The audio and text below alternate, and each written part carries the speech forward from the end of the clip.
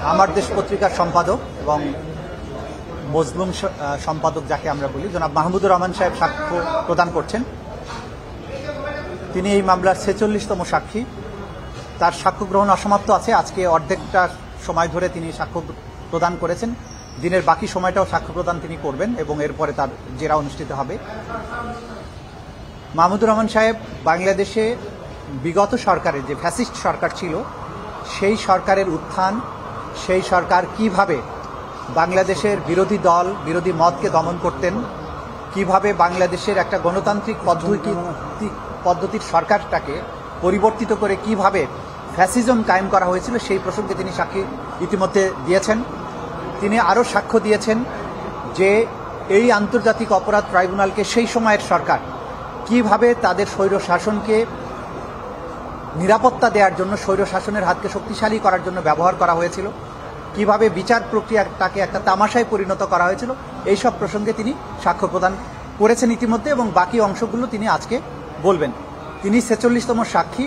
তার সাক্ষ্য গ্রহণ শেষ হওয়ার পরে আমরা আশা করছি আর দু একজন সাক্ষ্য প্রদান করার মাধ্যমে এই মামলার সাক্ষ্য গ্রহণ সমাপ্ত হবে এবং সাক্ষ্য গ্রহণ সমাপ্ত হলে বিচারের যে নিয়মতান্ত্রিক যে প্রক্রিয়া আছে সেই প্রক্রিয়ায় বিচারটি সমাপ্তির দিকে ধাবিত হবে। এটাই আজকে আপনাদের কাছে বলার মতো বিষয়। আপনারা সবাই জানেন যে তিনি আসলে পটভূমির ব্যাপারে সাক্ষ্য দেবেন।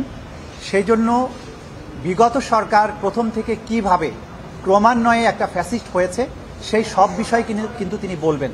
আজকে আংশিক বলেছেন এখন পর্যন্ত। বিডিআর হত্যাকাণ্ড, শাপলা চত্বর হত্যাকাণ্ড এবং বিচার ব্যবস্থাকে ধ্বংস করা, এই কয়েকটা উল্লেখযোগ্য বিষয় বলেছেন। হিটলার যেভাবে দমন করতেন প্রতিপক্ষকে, এই সরকার যে আগের সরকার যেভাবে প্রতিপক্ষকে দমন করতেন হিটলারের মতো সামঞ্জস্যতা আছে সেগুলো তিনি বলছেন। পূর্ণাঙ্গ বক্তব্যের পরে একটা কমপ্লিট পিকচার আপনাদেরকে দেওয়া সম্ভব হবে। শেষ সময় বিশেষভাবে তিনি যেটা বলেছেন যে আদালত ব্যবস্থাগুলো যে তার ইশারায় চলতো এবং আদালতগুলো যে তাদের কৃতদাসের ভূমিকায় অবতীর্ণ হয়েছিল সেই বিষয়গুলো কিন্তু তিনি বলার চেষ্টা করেছেন। বিগত সময়ে স্কাইপ কেলেঙ্কারির কথা তিনি বলেছেন যে বিদেশ থেকে ডিকটেট করা হতো, পরামর্শ গ্রহণ করা হতো কিভাবে এখানে রায় প্রদান করা হবে, কিভাবে সাক্ষ্য গ্রহণ করা হবে। প্রসিকিউশনের সাথে জাজদের যে অনৈতিক আতাত সেই প্রসঙ্গগুলো এখানে উঠেছে। এরপরে এই ট্রাইব্যুনালের যিনি বিচারক ছিলেন তাকে এখান থেকে রায় দেওয়ার বিনিময়ে, অর্থাৎ রায় বলতে সরকারের ইচ্ছা অনুযায়ী রায় দেওয়ার বিনিময়ে তাকে সুপ্রিম কোর্টে বিচারক হিসাবে নিয়োগ করা, প্রমোশন দেয়া, এই যে পুরো বিষয়গুলো কিভাবে একটা ফ্যাসিবাদী রেজিম এরকম একটা দানবে পরিণত হয়েছিল সেই বিষয়গুলো তিনি বলা শুরু করেছেন। আংশিক বলেছেন, বাকিটাও বলবেন। এটা এখন পর্যন্ত আপডেট আপনাদের জন্য। আমরা আশা করছি যে আর খুব বেশি স্বাক্ষর দরকার হবে না। নাহিদ ইসলাম আগামীকালকে সাক্ষ্য প্রদানের কথা আছে এবং তার সাক্ষ্য গ্রহণের মাধ্যমে আর যে ফর্মাল একজন সাক্ষী আছে আমাদের, সেটার মাধ্যমে আশা করছি এই মামলার সাক্ষ্য গ্রহণ সমাপ্ত হবে। আমরা মনে করি যে এই মামলায় প্রমাণের জন্য যথেষ্ট এভিডেন্স ইতিমধ্যে আদালতে আমরা উপস্থাপন করতে সক্ষম হয়েছি। সুতরাং আর কোনো সাক্ষ্য তেমন বেশি প্রয়োজন নেই।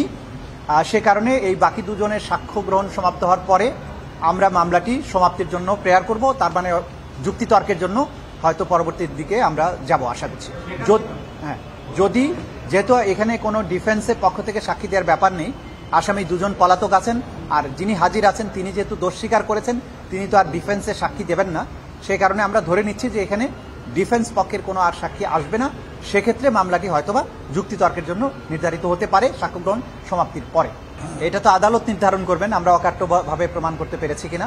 আমাদের দিক থেকে আমরা যথেষ্ট মনে করছি, বাকিটা তো আদালত নির্ধারণ করবেন এবং আদালত নির্ধারণ করে অ্যানালাইসিস করে তার বিচারে যদি মনে হয় যে যথেষ্ট সাক্ষ্য, অকাট্য সাক্ষ্য উপস্থাপন করা সম্ভব হয়েছে তাহলে সেই অনুযায়ী তিনি বিচারিক পরবর্তী প্রক্রিয়ার দিকে যাবেন। আমাদের দিক থেকে আমরা মনে করছি যে যথেষ্ট শক্তিশালী অকাট্য সাক্ষ্য প্রমাণ ইতিমধ্যেই আদালতে উপস্থাপিত হয়েছে। কিভাবে প্রতিরক্ষা ব্যবস্থাকে ধ্বংস করার সূচনা করা হয়েছিল পিলখানা কার্নেজের মাধ্যমে সেগুলো তিনি বলেছেন। তারপরে বিচার ব্যবস্থাকে নিয়ন্ত্রণ করেছেন। উনি বাকি বিষয়গুলো বলবেন, যেগুলো ভবিষ্যতে বলবেন সেগুলোর ব্যাপারে আমি আর কমেন্ট করতে চাই না। তো যেগুলো আপনারা আদালত কক্ষে শুনেছেন, যে সমস্ত প্রসঙ্গকে তিনি হাইলাইট করেছেন সেগুলো আপনারা রিপোর্ট করতে পারবেন। সবকিছু আমার মুখ দিয়ে না শোনাই ভালো। বাকিটা আদালত পক্ষে উনি যেভাবে বলেছেন সেভাবে আপনারা রিপোর্ট করতে পারবেন। বিদ্রোহের প্রসঙ্গটা একটু বলবেন। আমি আর নতুন করে কিছু বলছি না। আপনারা রায়ের ডেট দিচ্ছেন কিভাবে? এটা তো আমার কাজ না। এটা রায়ের তারিখ ঘোষণা করবেন আদালত যখন প্রক্রিয়াটা শেষ হবে। আমরা কিছুই বলছি না, আমরা কোনো তারিখ আপনাদেরকে দিচ্ছি না। স্বাভাবিকভাবে আমরা বলতে পারছি যে আমরা আর দুজন সাক্ষী দেওয়ার পরে আমাদের দিক থেকে আর সাক্ষী হয়তো উপস্থাপন করব না। সেক্ষেত্রে সাক্ষ্য গ্রহণ সমাপ্ত হলে যা হবার তাই হবে।